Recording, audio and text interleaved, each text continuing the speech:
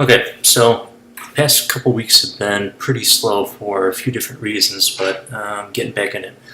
So last time I went through the iBeacon tutorial. I think that this time I might go through a tutorial that integrates Parse with a easy or simplistic Swift project, and so I think I'll give this a shot. And I think this guy has a whole bunch of really interesting videos out, so probably take a look at some of the demos or some of the tutorials I went through in the code over the past couple weeks, and then jump back into some new stuff like this.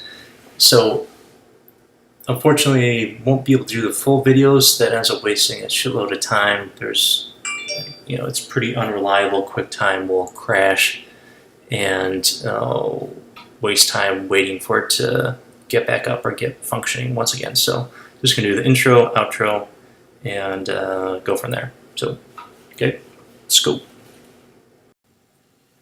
Alright, so that was a quick one, but that was a very good one. That's an awesome tutorial. So this guy, Brian Advent, he moves a little bit faster and doesn't explain every single small step of the way that some of the other beginner tutorials do. So I kind of like that, because if you're not following along, if you're not actually putting things together, then you're going to get lost. But he moves a little bit quicker than some of the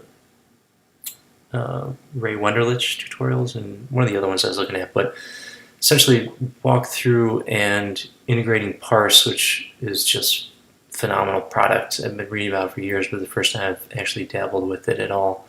So getting Parse set up and setting up the back end for this app that's just going to be like a very simplistic Twitter clone.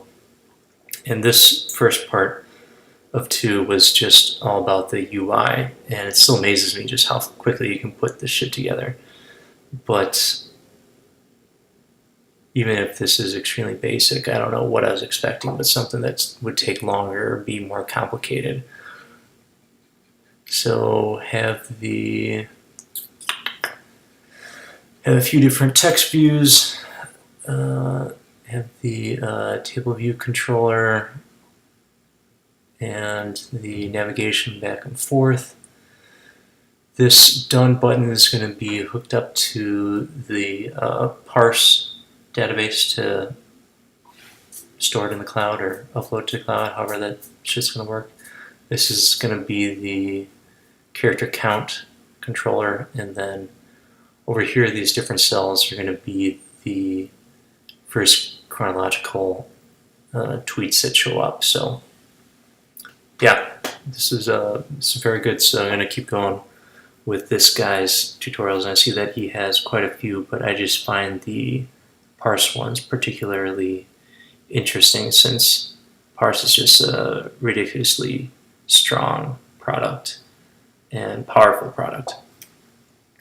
But I'm gonna go with move forward with part 2 of this next time, and maybe I'll check out some of his core data or push notification or some other tutorials that he's got eventually.